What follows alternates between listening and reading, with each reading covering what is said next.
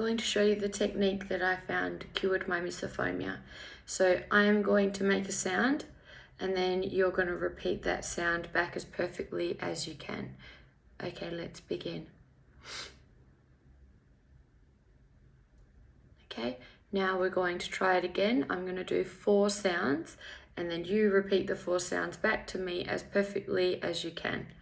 So before we begin, we'll just imagine that you're in a setting like, on a train, or you're at work, at yoga, and some annoying person is there and triggering your misophonia by like making a repetitive sound. So some things that trigger me are people eating with their mouth open, people clearing their throat, people sniffing, and for me this can be, like torture. So I found this technique, repeating the sound as quickly as possible after the person has made that sound, and I have found that it really helps me to be able to, go out in the wild. Okay, so let's begin. We'll do 4 sounds. I'll make the sound and then you repeat it back to me. Let's begin. Ready?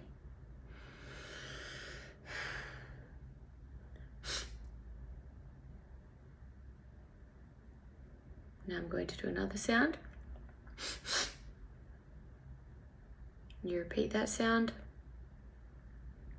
And I'm going to do a 3rd sound. You repeat.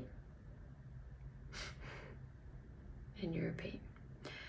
Something that I've only recently learned is a lot of the time if someone's making a repetitive sound, sometimes it can be actually a form of Tourette's. So as much as it really annoys you, they can't help it either. So some members of my own family make like the most annoying fucking noises. Another one could be clearing your throat. So, or clicking a pen, anything repetitive like that that can send me into like a complete, shutdown, like panic attack. Another strategy is just like light taps on your skin.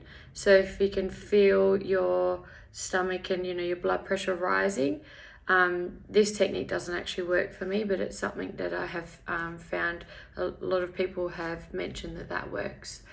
Okay, so now we're going to do another exercise where you can repeat after me. So imagine you're in a social setting, like you're at work and someone's making a really annoying noise and you want to kill them.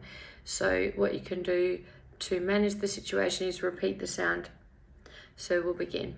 I'm going to do 4 sounds, and if you can repeat them back as perfectly as possible to the noise that I make. Let's begin. There you go.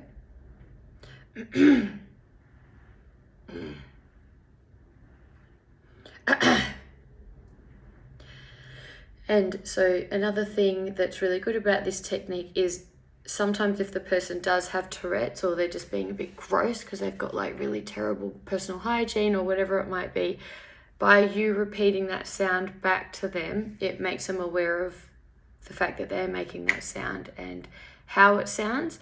And so, I found like if I go to yoga and things like that, someone might come in the entire session every 20 to 25 seconds, they're going, and it really, really makes me have like a fright response. I just try to like mirror the sound back to them as quickly as possible.